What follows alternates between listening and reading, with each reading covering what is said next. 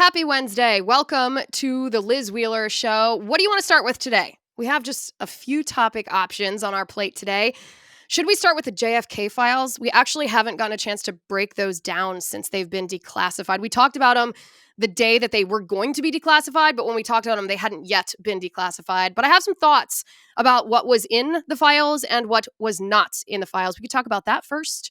Or we could talk about the Atlantic story, the drama about the Signal group chat between Pete Hegseth and Tulsi Gabbard and J.D. Vance and all of that drama, and why it's really not as scandalous as Jeffrey Goldberg, the editor-in-chief of The Atlantic, wants to portray it to be. Or we could start the show talking about President Trump essentially defunding Planned Parenthood. Seems like a pretty big story. He also said that his administration is going to look into the allegations that Planned Parenthood was trafficking aborted baby body parts. That has been something that we have been talking about on this show for a decade.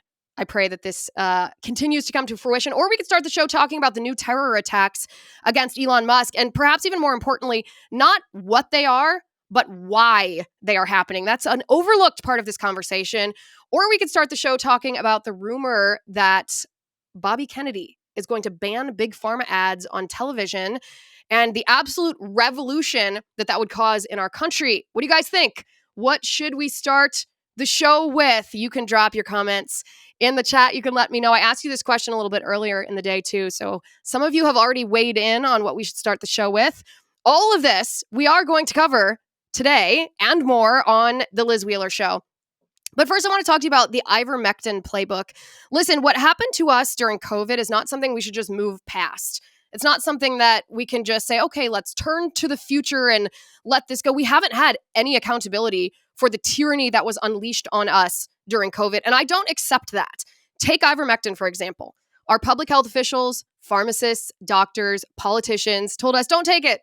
It's a horse drug. It's cow drug. Put it back on the shelf. And the reason why they told us that is because if they had allowed us to take ivermectin for COVID-19, they would not have gotten their emergency use authorization for their COVID-19 mRNA jab. So they lied to us to profit themselves, and it wasn't an isolated thing that they did to us. This is a playbook that they have written that they will unleash on us again. And I refuse to put myself and my family in a position where I don't have access to the medication that I need or want when I need it or when I want it. That's why I'm proud to partner with All Family Pharmacy.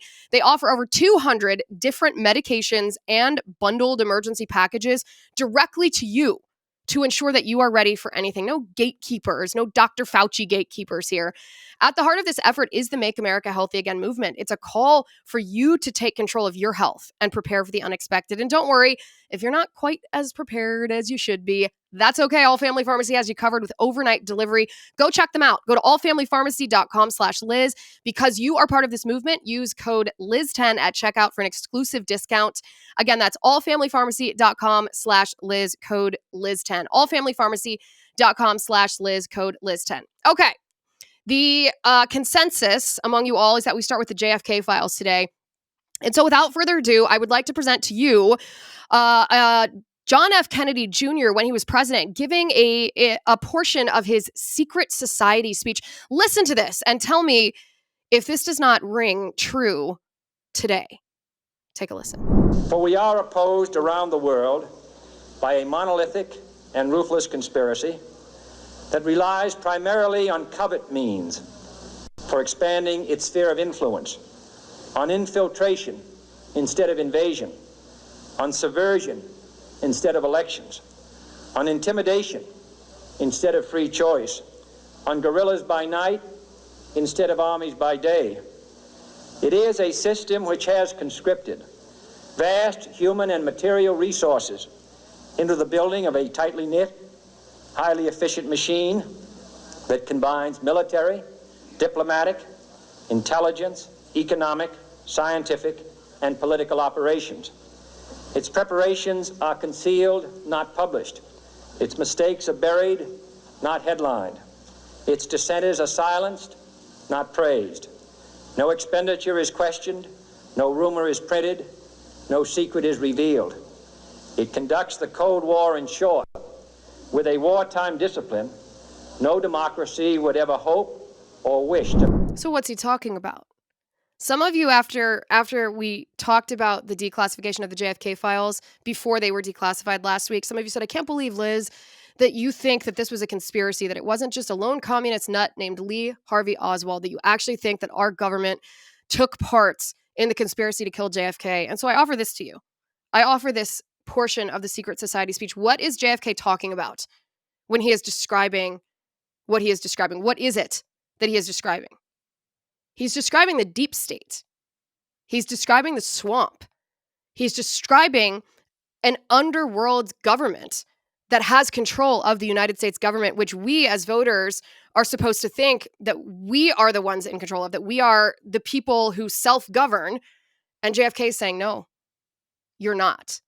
So put a pin on that for a second. And I will say, last week I said, you know what? There's not going to be any bombshells in the JFK documents. It's not going to be like a whodunit murder mystery that we get to read, because even if the CIA had documents to begin with that incriminated them in the JFK assassination, they're not going to be there 60 years later. What kind of deep state agent who was competent enough to pull off the assassination of a U.S. president would allow incriminating documents to be preserved for 60 years? It was never going to happen. This was never going to be a murder mystery that we were like, oh, well, this is exactly how it was done. That was never going to happen. So I was right. There was no blueprint of exactly how this was pulled off. And that's not what we expected it to be.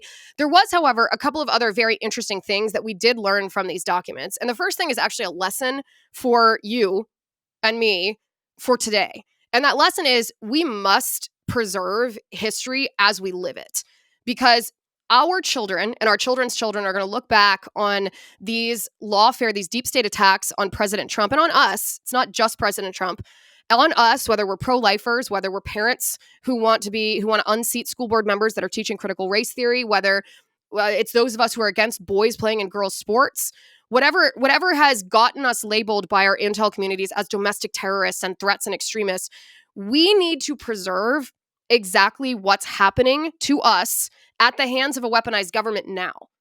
Because quote unquote history is not going to magically preserve itself. Our children and our children's children are not going to be able to look back at what's happening right now to President Trump and say, well, if only we had the FBI documents that we could declassify, then we'd have all the answers. No, that's incumbent on us right now to preserve this history so that our children and our children's children actually do know what happened now. And it's not in the hands of, people who are still part of the deep state. So that's the lesson I think that we can draw from the JFK documents. But the bigger question here is why? Why was JFK assassinated? Well, there's a couple of clues to this, I think, inherent in these documents. The number one, and I know that secret society speech was not classified, obviously, that was a public speech, but JFK was very much opposed to the deep state. He was very much opposed to a shadow government rule of bureaucrats ruling over the American people. And we know how the deep state reacts when they are threatened. So no, it's not a whodunit novel. There are pretty obvious not even insinuations, but conclusions that can be drawn. But if you need it spelled out for you, then no, it's in that sense somewhat of a dud. I had a couple of other comments, and the comments are related to individual revelations in the documents. So go back to 2017 with me for a second, when during the first Trump administration, Trump released some of the JFK documents, but at the last minute, he held some back. And you and I were like, what the heck? What's going on here? And it turns out, we later find out that then Secretary of State Mike Pompeo had requested personally from Trump that Trump not declassify certain portions of these JFK documents. Trump later, I think, regretted that. He had received Pompeo's request in good faith at the time and later realized that maybe it wasn't prudent to withhold these documents. Maybe Pompeo wasn't acting in good faith. But the reason that Trump stated back in 2017 that he was going to still keep some of these documents classified was very interesting. He didn't say that it was for national security reasons. He didn't say that it was to protect sources or methods, those, of course, being the two favorite explanations that we get from politicians as to why we, the people, are not allowed to have access to information. They tell us, well, it would compromise intelligence operations because our enemies would also know what you know. That's what we're often told. And of course, it's used as an excuse to overclassify. But Trump didn't use any of those two excuses. He didn't say either of those things. He actually said that it would harm foreign relations. It would harm foreign relations. And at the time, I don't think I listened to, or I didn't hear that in the way that I hear it now. But when I hear 2017 Trump say, okay, it harms foreign relations, I think, well, what does he mean? And I think what it could mean is it actually makes sense in a twisted sort of way why Mike Pompeo or even Tucker Carlson had this allegation a couple weeks ago that Senator Tom Cotton had tried to torpedo an appointee in the Trump administration because Cotton was actively working to try to keep the JFK files classified. This is what this is an allegation from Tucker Carlson. Tom Cotton said it wasn't true and called Tucker Carlson a liar. I'll leave it to you to decide which of these two men are lying because both things can't be true. So someone is not telling the full truth here. But what I will say is, as I sit here as an observer and I watch this unfold, I say, why would Pompeo try to keep the JFK files classified? This is 60 years later. Why would Tom Cotton care if these files were classified? Again, 60 years later, why? Well, when you couple the two of them with what Trump said in 2017, and then you look at some of these documents and you see some mentions of Israel in these documents, it actually might make sense. What I mean by this is I, of course, dismiss outright. I reject. I think most thinking people do. Some of these suppositions that we see on X, these conspiracies on X, that Israel had something to do with the assassination of JFK, there's no evidence whatsoever in the JFK files that is true or even remotely true. There are bad faith people who don't like Israel or don't like Jews, who are always looking for reasons to associate Jews or Israel with bad things that have happened to the US. I looked at this very objectively. I see zero evidence that Israel or the Jews, whatever that's supposed to mean, had anything to do with the assassination. But the mentions of Israel are actually very interesting. And I'll give you an example of this. So WikiLeaks posted about a CIA agent named James Angleton. And I'm going to read you the WikiLeaks post. It says, CIA suppressed top officer James Angleton's connection to Israeli intelligence as shown by this newly unredacted JFK assassination records file. Angleton had subverted JFK's policy of preventing Israel from acquiring nuclear weapons and was praised by Mossad head Meir Amit as, quote, the biggest Zionist of them all. Angleton was also found to have hidden documents from the Warren Commission on the assassination of President Kennedy. Shortly before he died, Angleton stated, quote, the better you lied and more you betrayed, the more likely you would be promoted. Outside of their duplicity, the only thing they had in common was a desire for absolute power. Okay, and WikiLeaks concludes the file was previously quote-unquote released in 2017, 2018, and 2022 in redacted form. So it's an open secret that Israel stole nuclear secrets from the United States. They are a nuclear nation because they stole U.S. nuclear secrets. I don't think they admit that, but it's fairly well established. So if you think about this from the perspective of Pompeo and Cotton, very pro-Israel politicians, and you think about this in the context of Trump saying, well, we don't want any negative repercussions to foreign relations. Well, maybe Israel didn't want bad faith actors on social media grabbing a hold of this and saying, oh, the Jews, Israel. It might have just been an effort to protect, if you will, the world from anti-Semitism. And I'm not, by the way, I am not, let me be clear, endorsing doing this for that reason. I am more or less of a free speech absolutist. I don't think that government and politicians should be the gatekeepers of information, especially when it comes to trying to alter how we think or view an event or how we discuss something. I'm just saying, if you look at what we found out in the JFK files, that's a plausible explanation. So the Quartering also posted the following document. At the bottom of this document, you'll see in highlights. This is, by the way, a document that was written by a mafia member. And it says, quote, we, meaning the mafia, now have plenty of money. Our new backers are Jews. As soon as we or they take care of Kennedy, ... And so this document was kind of the one that social media, the internet, grabbed hold of to say, whoa, we're the Jews behind the assassination of JFK. Well, no, this document doesn't show any evidence of that. Remember that the Jewish mafia was very prevalent and very wealthy at the time of the assassination of JFK. So this mafia member talking about his group being backed by Jews was most likely a reference to the Jewish mafia. But again, you could understand, even if you don't agree with it, you could understand why pro-Israel politicians didn't want these documents to be released because of the discussion that they would cause, or, bad faith actors taking advantage of it and making insinuations that are not evident in these documents. Okay, so all this being said, these are my observations from looking at the JFK files. Also, I posted one other document the night the JFK files were released, and some people reacted and said, Liz, this isn't a new file. This is something that was already declassified. And yes, they're correct. It is not something new. In fact, it was a magazine article from back shortly after the JFK assassination. There was a CIA adjacent person who probably contracted with the CIA, but was doing things that the CIA wasn't officially allowed to do. One of those types of operative people. And this person, reported by the magazine, was going to blow the whistle on the CIA, a clique of people within the CIA who he believed were associated with the JFK assassination. And after he had communicated that piece of information, he was shortly thereafter found dead by so-called suicide. Although I guess according to the autopsy, it was questionable about whether it was really suicide.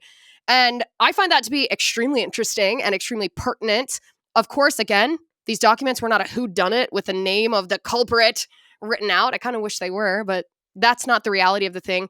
Some of the other things of interest in the JFK files, and we're hoping to have Mike Benz on the show sometime in the near future to talk about this, because he's really done a deep dive into what the files reveal about the tactics of the CIA, the political warfare that the CIA has waged against us, the American people.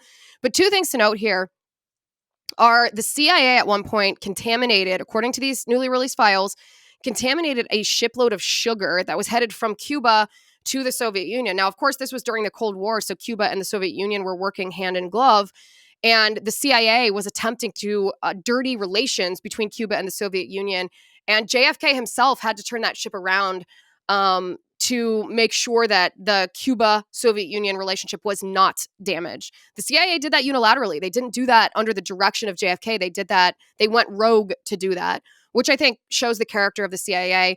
And then also in these files, there's essentially confirmation of something. Again, a lot of us already know this, but to see the confirmation is somewhat shocking or chilling. But the Pentagon, there's evidence that the Pentagon created Lyme disease. Now, many of you are going to be saying, yeah, Liz, no kidding. We knew this. Well, yeah, we did know this. We knew that in Lyme, Connecticut, the origin of Lyme disease, this tick-borne illness, which the medical community tells us is just a 2-week thing. You take antibiotics, but most of us know that you can get chronically and it really wrecks your life. It's similar to a really nasty autoimmune disease. But in Lyme, Connecticut, there's a bioweapons lab that does experiments of the same style that the Wuhan Institute of Virology was doing on bat-derived coronaviruses. And there was always reports and rumors that the Pentagon really was responsible for creating Lyme disease as a bioweapon and that it got accidentally leaked out of the lab. And that's why Lyme disease is so prevalent in the Northeast. Information like that on any other day of the week, if it weren't in the JFK files, would be bombshell information. I find that to be bombshell information as someone who has a very close, dear friend who has suffered from severe Lyme disease for over a decade. But all that being said, yeah, the JFK files were a little bit, I don't want to call them a nothing burger, but it was never going to be a whodunit. It was never going to be, let's open the page, read the murder mystery, read the CIA playbook. That was never going to happen. But those are the takeaways. But first, remember Joe Biden? It's kind of weird how he just disappeared after he left office, right? He disappeared, but the impacts of his policies did not.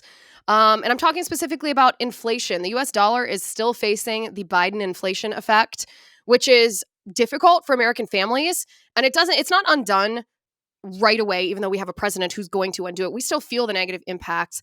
But the reason that this is important for us to recognize is because our money has always been the way that controlling politicians, whether it be here at home or globalists abroad, our money's always been the way that they have tried to control us. Take the digital dollar, for example. They try to control us via this Chinese Communist Party social credit score system that they just say, oh, it's easier. Money's on your phone. Well, no, you're going to tell us what we can or cannot buy if we allow that to happen.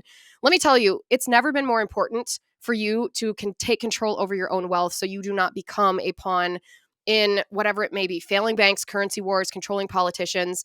Now is the time to call the only precious metal dealer that I trust, American Heart for Gold. They'll show you how to protect your savings, your retirement accounts by diversifying your wealth portfolio with physical gold and silver. They're a great company. They support content like this. They stand beside us here at the Liz Wheeler Show because we are committed to bringing you the truth.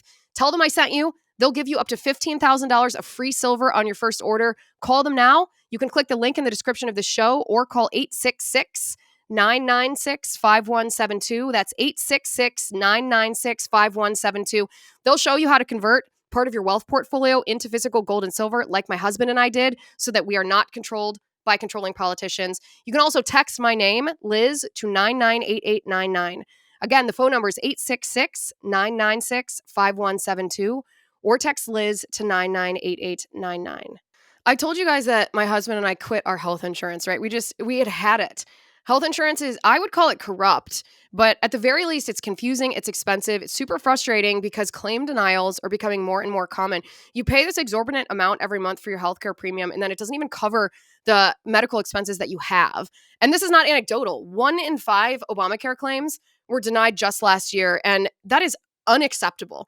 It's why Crowd Health is so amazing. I switched my family away after we quit health insurance. I switched my entire family to Crowd Health. I chatted with the Crowd Health CEO and I said, listen, tell me how this works. You say that that Crowd Health is a better way to pay for healthcare through crowdfunding. What does that mean? And he said, listen, you join a group of like-minded people who are committed to helping each other pay for medical costs. And it works because you're this collective group who view health the same way and are there for each other. And listen, compare this to how much you're paying every month for healthcare insurance premiums. At Crowd Health, you pay $175 a month if you're an individual, $575 if you're a family or 4 or more. And you get access to this community of people who are willing to help you out in the event of an emergency. That means access to telemedicine visits, discounted prescriptions, so much more, all without doctors' networks getting in the way. And of course, you get to be part of the crowd. It's a group of members like you and like me who want to help pay for each other's unexpected medical events. Let Crowd Health help with your healthcare needs. Get started today for just $99 per month for your first 3 months. Go to joincrowdhealth.com, use promo code Liz. Now, Crowd Health is not insurance. I like to call it assurance, but you can learn more at joincrowdhealth.com. That's joincrowdhealth.com, use promo code Liz. Okay, so this Atlantic Signal chat story, let's talk about this next. So what happened here is a couple days ago, the editor-in-chief of The Atlantic, a man by the name of Jeffrey Goldberg, you'll, I'm sure, recognize his name because he's been a player in a lot of fake news hoaxes aimed at taking down President Trump in the past. He published an article on The Atlantic, and we'll show this to you on the screen. The title of the article is "The Trump Administration Accidentally Texted Me Its War Plans." And the subtitle is "U.S. National Security Leaders Included Me in a Group Chat About Upcoming Military Strikes in Yemen. I didn't think it could be real. Then the bombs started falling." So the content of this article reveals a Signal group chat. Now, if you're not familiar with what Signal is an encrypted text messaging and phone call platform that a lot of journalists use. I use it when I'm talking to sources, when I'm talking about any kind of classified or sensitive information. It's encrypted. It's not easily hackable because it is encrypted, and it's used for sensitive stuff, oftentimes in journalism, clearly in the government as well.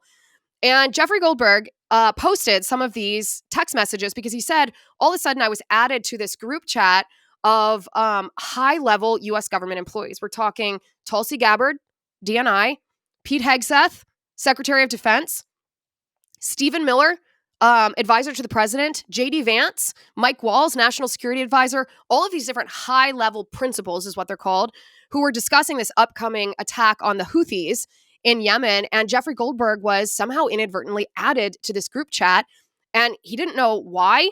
He didn't know who added it, and he reads it, and then he takes screenshots of it, which you could argue is somewhat despicable. So then he publishes these Signal text messages from this group chat, intending it to be a hit piece against Trump and these administration officials, Trump's administration officials, his cabinet secretaries, and high-ranking officials that are working on national security.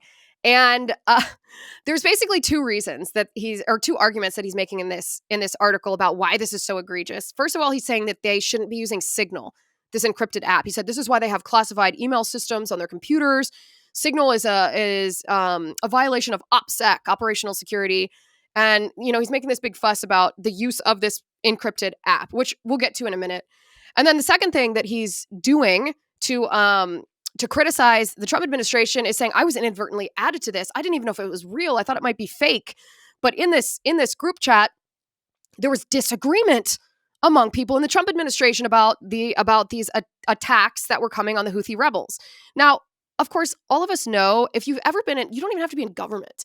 If you're in any kind of managerial position or administrative position, you know that when you come together as a leadership team, you discuss things and people have different concerns, and that those discussions that happen behind the scenes, people bring disagreements up, and that's good because you don't want just a bunch of yes men. So that's a stupid argument. Now, his concern about being added to this group chat, that's the most interesting part of this story. So I want to just say from the outset, let's remember who Jeffrey Goldberg is, right? Jeffrey Goldberg is the editor-in-chief of The Atlantic. He is the man who propagated the lie. He accused Donald Trump of calling our U.S. military members suckers and losers. You remember that? It turned out to be a total lie. It was debunked by like 20 different people around Trump that day. That was during the first Trump administration. That's Jeffrey Goldberg, the man who made that up in order to try to vilify Trump. And then Jeffrey Goldberg tried the same thing again. He used the exact same tactic against Trump a couple months, or right before the election, a couple months ago.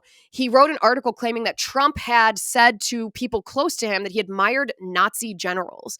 Again, this was debunked almost instantly by people who were around Trump that day in that conversation that Jeffrey Goldberg was referencing. Jeffrey Goldberg's sources for all these stories are always anonymous, or people who just think it would be or think it would be believable that Trump would say something like that, but nobody who's actually heard him say these things, because he didn't say these things. Jeffrey Goldberg is simply a liar. Okay, so that's who Jeffrey Goldberg is, and the context of who he is important to this story. And here's the thing. I fail to see the scandal in this story.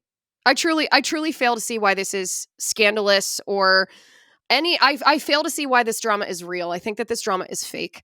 Just like we talked about last week on the show, how all of these protests, from the Black Lives Matter to Antifa to whatever the left portrays to be grassroots activism on their part, it never is. It's fake. It's astroturfed. It's paid for by the left. This is the same sort of thing. This is not a real scandal. This is a fake scandal. The same people who are right now, the people on the left, I should say, who are calling for Pete Hegseth to be fired or Tulsi Gabbard to be fired, these are the same people who didn't want Hegseth and Tulsi in the first place. They staged a character assassination of Pete Hegseth to try to prevent him from being in office, like, what, a month ago?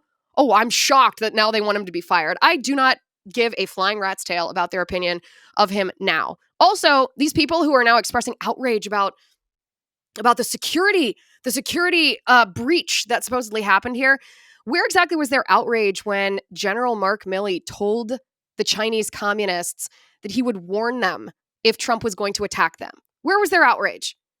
Oh, that's right. They had no outrage. Where was their outrage when Hillary Clinton had a homebrew email server that she housed in like the bathroom closet of an apartment in New York because she wanted to avoid any FOIA requests because her emails showed evidence of a pay-to-play scheme that she was engaged in?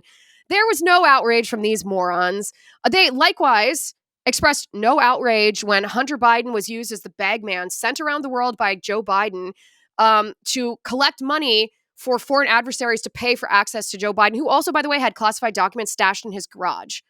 There's no outrage from these people. They don't care about classified information. They don't care about operational security. This is the same leftist, by the way, who said not one word when Joe Biden allowed 13 U.S. military service members to be murdered in Afghanistan because of his botched withdrawal that didn't have to happen that way.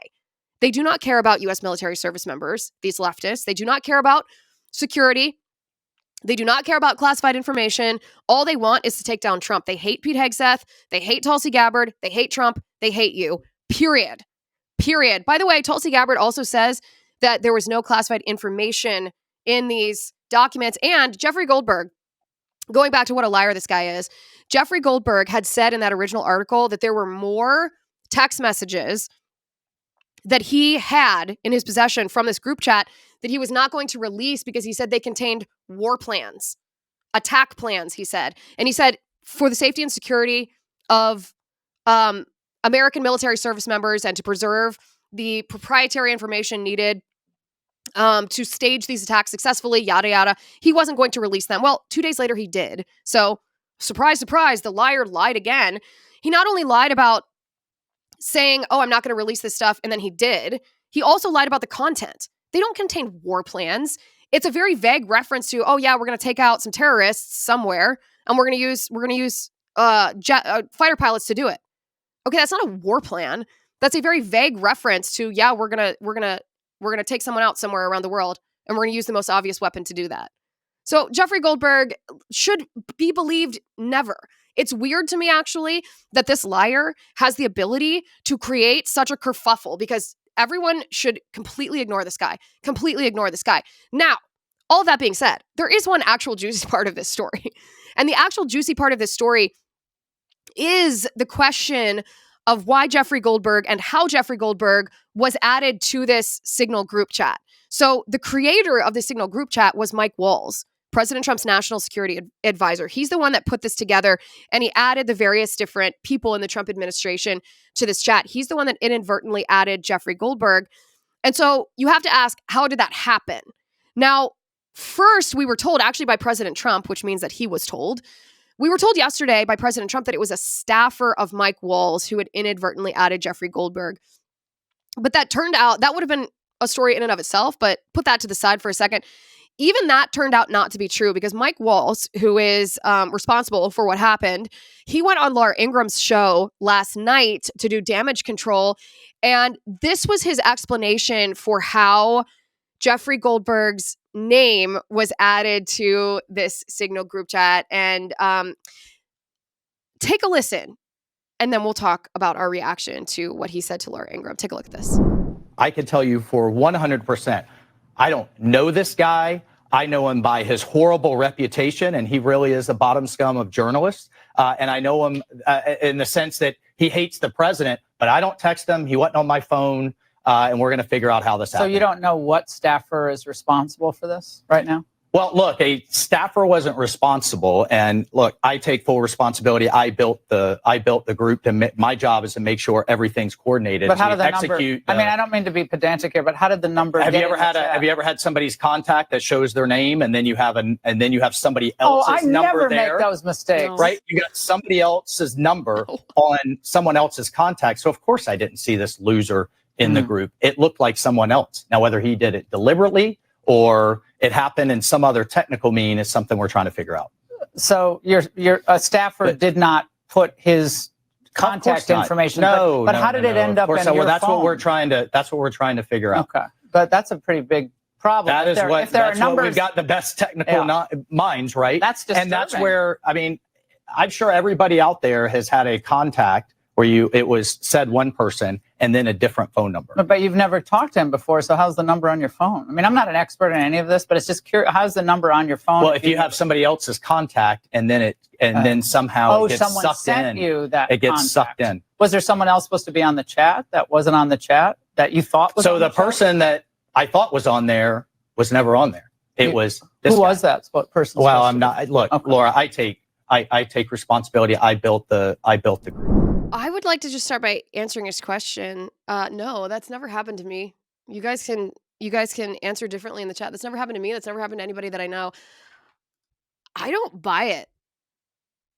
I don't buy what Mike Wallace is saying in this damage control appearance when he went on Laura Ingraham. I don't buy it. He said it wasn't a staffer, so he said it was him. He makes a somewhat wild allegation that somehow Jeffrey Goldberg could have done that. Put his name attached to a number in the phone. I don't even know what kind of allegation that would be. That would be some kind of extreme hacking. I think we can reject that outright. No, the most likely explanation here is the simplest, which would be that Mike Walls was trying to type in a name that started with a J, someone else who he was trying to add to the group, and instead Jeffrey Goldberg's number popped down first primarily, and so he added Jeffrey Goldberg to the chat inadvertently. But what that would mean, anybody who has a phone knows what that means. It means that Jeffrey Goldberg was a recent contact of Mike Walls, which would beg the question. This is what I would be curious about if I were President Trump. This, as I said, this might be the juicy part of the story, but what I would be curious about if I were President Trump is why was Jeffrey Goldberg a recent contact on Mike Walsh's phone to even be in a position of being placed inadvertently in this group? And it could be. It seems as I said, sometimes the simplest explanation is the most likely. The simplest explanation would be, well, he was recently texting with Mike Wallace. If he was recently texting with Mike Wallace, and I know Mike Wallace claims that he doesn't know Jeffrey Goldberg. Jeffrey Goldberg says he does know Mike Walls, so one of them is not telling the truth. Obviously, we know Jeffrey Goldberg is a liar. Maybe he's lying about that. But I would be curious if I were President Trump if Mike Walls was texting Jeffrey Goldberg. Let's put it that way. And if so, what he was texting Jeffrey Goldberg. Because the only Republicans that would text Jeffrey Goldberg would be people leaking information to Jeffrey Goldberg. And I'd be very curious about digging into that if I were President Trump. That's what I would do if I were the chief executive, if I were overseeing this story right now. But I think several things can be true at once. The outrage from the left is obviously fake and should be dismissed out of hand. The left are the ones that actually endanger our security, whether it's Hillary Clinton, Mark Milley in China, Biden's deals around the world, his corrupt, his criminal, his family cartel, the Iran deal. The people who want Hegseth to be fired, they tried to character assassination him before. It's not real. It's all fake. But it can also be true that the president might want to keep an eye on Mike Walls because there's something that just isn't ringing quite true here. And if it turns out that Mike Walls was texting Jeffrey Goldberg, I would think if I were President Trump, I would want to know that.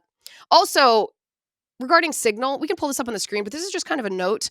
It's perfectly permissible for government employees to use Signal. In fact, the Department of Defense preloads Signal, the app, on their phones. So the idea that this was some kind of, I think there's a lawsuit that's being filed against against Hegseth and Tulsi for using this app. That's ridiculous. That's just lawfare. It's not real. Again, it's fake. The classified email system is horrible in the U.S. government, and they were, to my knowledge, and this is publicly available information, perfectly permitted to use Signal. The mistake was adding Jeffrey Goldberg, and that is where the questions should be asked, not some wild conspiracy theory about Jeffrey Goldberg trying to sneak himself into this group. He's a liar, but I highly doubt he has the technical skills to do that. All right, RFK.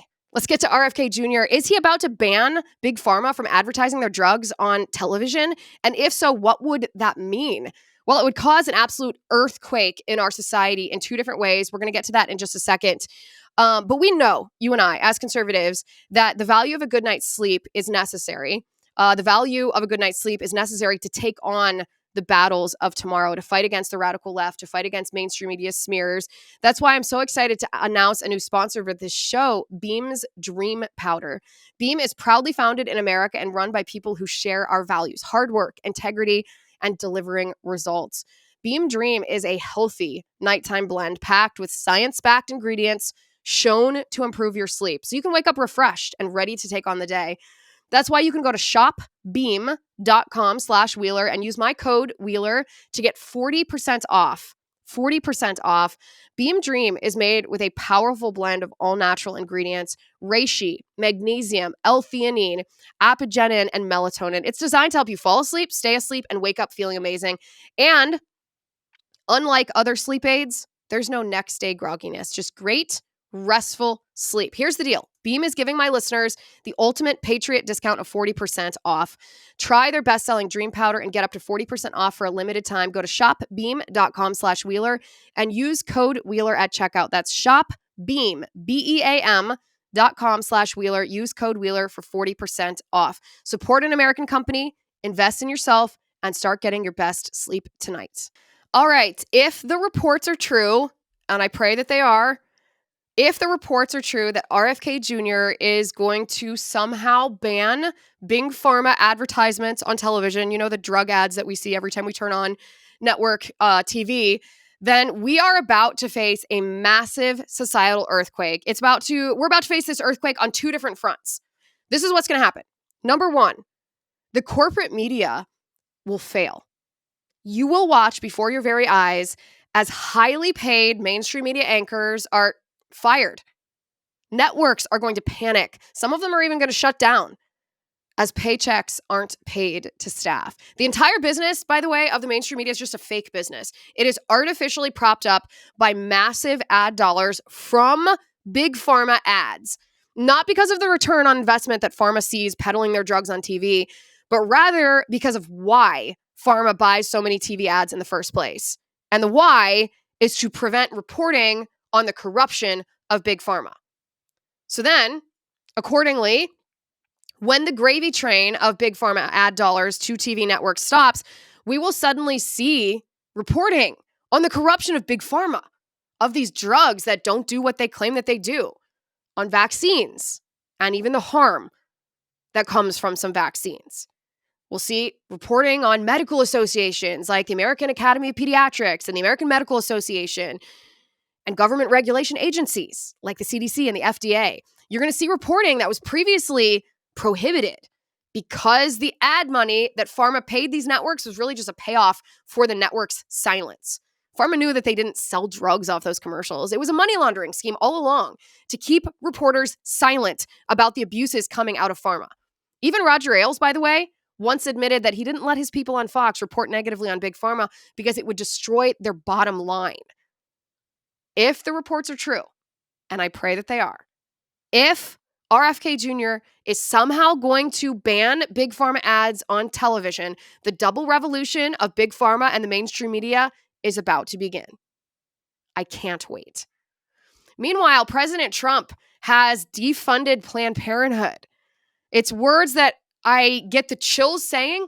I never thought I would get the opportunity to say this. This is according to the Washington Times. The Trump administration is putting federal funds for Planned Parenthood on hold while it probes whether the money was used for diversity, equity, and inclusion efforts. That would run afoul of an executive order Mr. Trump signed after taking office, eliminating DEI efforts at the federal level. A White House official stressed that no final decision on any spending changes or grants to Planned Parenthood had been made, but by pausing the money, the Trump administration is essentially defunding Planned Parenthood, which has long been the goal of conservative lawmakers because it performs abortions. Planned Parenthood and its affiliates were set to get about $120 million this year, which would be impacted by the freeze. Now, the Washington Times might be a little generous with their phrasing here because it performs abortions. Well, let's talk about the reality of this. Between the years 2019 and 2021, Planned Parenthood committed over 1 million abortions. Over 1 million abortions. That's 1 million children. And at the same time, they received almost $1.8 billion in your taxpayer money. So let's not pretend that money's not fungible. Planned Parenthood pretends that this $1.78 billion in federal funding goes to other things that they do, but their business is abortion. So they use it for other things, and it frees up money to be used for abortion. Money is fungible. It's just money laundering. Every accountant in the world knows how this works. Every American citizen knows how this works. It's also worth doing the math here. Of the it's 40% of their revenue, federal funding, 40% of their revenue. So don't pretend to me for 1 second that our taxpayer money is not being used to prop up the biggest abortion business in our country. At the same time, the Trump administration says that they are going to look into the allegations, the evidence, the reporting that Planned Parenthood was illegally trafficking aborted baby body parts. This is President Trump. Take a look. I just want to follow up on that. If Planned Parenthood is defunded, would you look into the harvesting of baby organs that they've done throughout the years and maybe go after some criminal prosecution on that? Well, I think you're talking about a subject that is a heated subject, and we'll look into it. We're going to look into everything, but that's certainly a subject that's been debated for a long time, and we will look into it, yeah. Mr. President, we will look into it. This talk about a societal earthquake. My goodness, the Trump administration does not stop. I'm so grateful for the Trump administration for doing this, for President Trump for doing this. Thank you, Mr. President. This is your administration so far has demonstrated that you are a pro-humanity administration, something we haven't seen in a long time in politics. And to do this is not only courageous, this is the most pro-humanity thing that you could possibly do. And we deeply, deeply appreciate it and support you every step of the way. Thank you so much for doing this. All right. The attacks on Elon Musk and on Tesla are not just protests. They're not just riots. They're not just agitators. They are domestic terror attacks against Elon Musk. And I want to talk about exactly why this is happening. Because we can talk about the what. The what is salacious. The attacks that are happening on Tesla and Tesla owners and Tesla dealerships, Tesla showrooms are truly egregious, and people need to understand exactly how serious these are. But the why behind these attacks, why they are being waged, is even more nefarious. So we're going to talk about that in just a second. But there's something that I need to tell you about first. It's bold, It's real, and it cuts through the mainstream noise like a hot knife through butter. It's called Frontier by Blaze Media, and it's back with issue number 2. Now, if you missed the first one, I hate to say it, but you missed out on something huge. But here's the good news. This new issue, it's even bigger, even bolder, packed with stories you won't find anywhere else.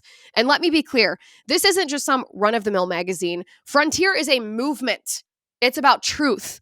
It's about legacy. It's about the stories that actually matter. And in issue 2, we're taking things to a whole new level. Now listen carefully because this is huge. You cannot buy Frontier anywhere. Not in stores, not online. The only way to get it, through Blaze Unlimited. And let me tell you, Blaze Unlimited is so much more than just a way to get Frontier. You also get early access to exclusive events and VIP opportunities, dedicated customer support and VIP treatment, exclusive members-only content, and a premium experience for those who demand more. This is how you get plugged in. This is how you go deeper. This is how you stand with us. Here's the deal. If you act right now, the first 500 people who subscribe get both issue 1 and issue 2. That's right. You get the full Frontier experience from the very beginning. Go to blazeunlimited.com/Liz right now. Use promo code BLAZE500 to get $40 off your subscription. This isn't just about reading Frontier. It's about living it. So don't wait. Get in on this now before it's too late. blazeunlimited.com/Liz, promo code BLAZE500. Okay. According to the New York Post, quote, the FBI launched a task force Monday to try to nail the criminals setting fire to Tesla vehicles and charging stations, calling the acts domestic terrorism, and eyeing an anarchy blog calling for more. The Bureau has received reports of 48 instances so far this month related to Tesla vehicles, dealerships, and charging stations, and is investigating at least 7 of them in conjunction with local law enforcement. The FBI is treating the attacks as domestic terrorism and tracking people who threaten to carry out vandalism on the electric vehicle company as part of a revenge plot on Musk's government intervention as head of the controversial Department of Government Efficiency. FBI Director Kash Patel has been unequivocally clear, the Post says. The FBI will be relentless in its mission to protect the American people. This is according to an FBI spokesperson. Acts of violence, vandalism, and domestic terrorism, like the recent Tesla attacks, will be pursued with the full force of the law. The incidents so far include, just to be clear, a Tesla Cybertruck being lit on fire in a storage lot in Seattle, Washington, 7 Tesla charging stations set ablaze in Littleton, Massachusetts, Tesla vehicles set on fire with 2 Molotov cocktails in Austin, Texas, Tesla vehicles being shot at and lit on fire with Molotov cocktails in Las Vegas, Nevada, a Tesla dealership being shot at in Oregon, 2 Molotov cocktails targeting Cybertrucks in Kansas City, Missouri, a charging station being damaged with drilled holes in Seattle, Oregon, Seattle, Washington, I suppose that should say, a Tesla dealership and vehicles being spray painted with F Nazi scum and F Nazis in San Diego, California, a battery station being set on fire and spray painted with burn Nazi car, kill Elon. The Bureau also is looking into an anarchist blog being run out of Salt Lake City, Utah, and tracking a mass protest called Tesla Takedown, which is scheduled for March 29, calling for 500 demonstrations at Tesla showrooms and charging stations. So that's the what's happening. But let's talk about the why. It's important to note why they're committing these acts of terror against Tesla. The reason why is because Elon Musk is exposing the very core of the plot to take down America. Illegal immigration and mass migration were always the nucleus of the left's anti-American bomb. It's called the Cloward-Piven plan. Bring in so many illegals that you break the civil institutions, our welfare system, our education system, our healthcare system, housing, food, the law. They have to break the civil institutions first. Remember Antonio Gramsci? He said that for Marxist revolutions to be successful, you must destroy the civil institutions first, on which the people rely, before revolution. That's what they're doing with immigration. Flood our country with illegals, break our welfare system, overtake our education system, reject our culture, vilify America, and then gaslight U.S. citizens with mainstream media lies and smears when we object. Elon Musk is gutting, you could say he's doging, the very heart of this plot. He's exposing massive welfare fraud, immigration fraud, political warfare against U.S. citizens at U.S. aid, media corruption funded by the swamp, the intentional self-destruction of our institutions and our self-government by uniparty deep state actors who hate us. Of course they're freaking out. Elon caught them.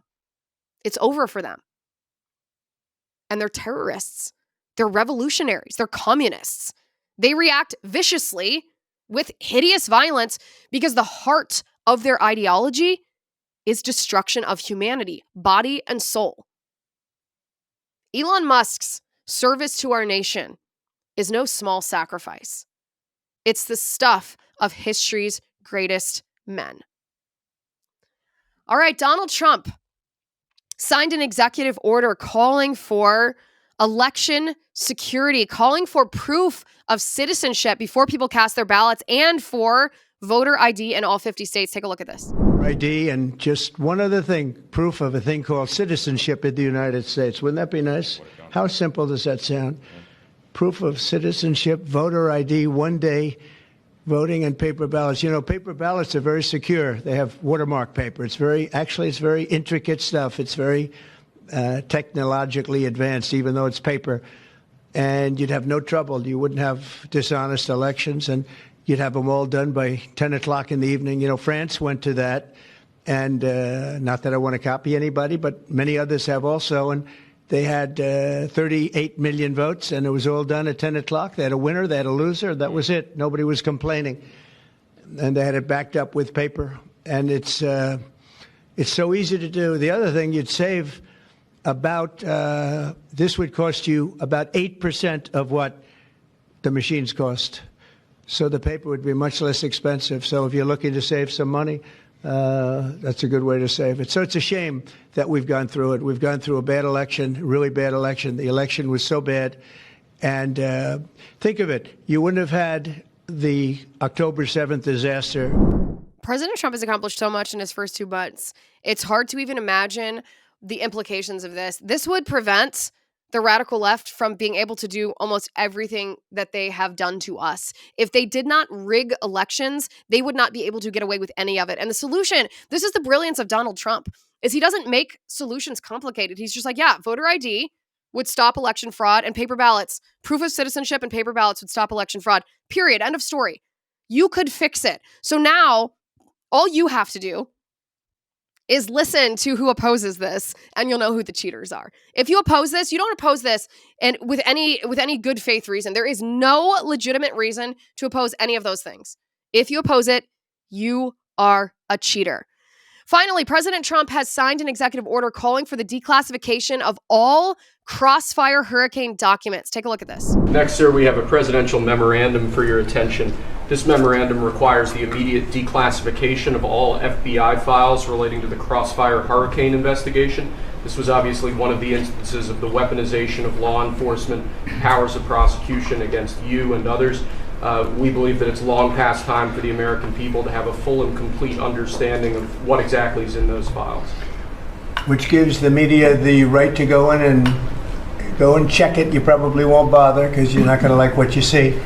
But this was total weaponization. It's a disgrace. Should never happen in this country.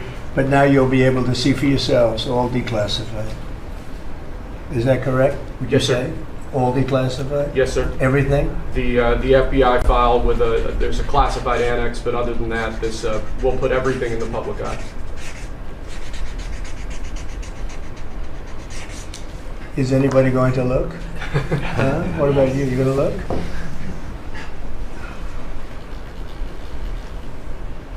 And frankly, the FBI should be ashamed of themselves, and so should the Department of Justice, and so should Biden. I love that he turns it around and says, is anybody going to look? Addressing the mainstream media. Are you going to look? And he points out someone specifically.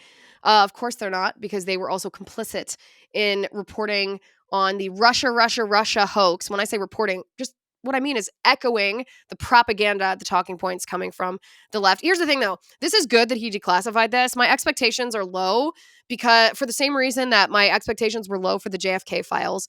I don't expect that those in the FBI who were so corrupt that they staged lawfare against the president of the United States, they illegally spied on him, lied, and falsely accused him of colluding with Russia. I don't expect that they would have retained a file or a file cabinet full of incriminating information against themselves. I think that we know what happened with Crossfire Hurricane for the reasons that I mentioned at the beginning of the show, because we, the people, independent journalists, recorded what happened and investigated what happened. That's the reason we know the truth about Crossfire Hurricane, not because of what we're going to find in FBI files, because you better believe that these FBI agents tried to hide what they were doing and, if at all possible, destroyed evidence that would incriminate them in their criminal behavior. But I could be wrong. We'll have to see. I don't think I am, but we'll have to wait and see. All right, guys, make sure that you are subscribed to the show. Go to youtube.com/Liz Wheeler. Go to x.com/Liz_Wheeler. Rumble.com/Liz Wheeler. We have video on Spotify now, so make sure you subscribe over there, and on Apple Podcasts as well. Thank you for watching today. Thank you for listening. I'm Liz Wheeler. This is The Liz Wheeler Show.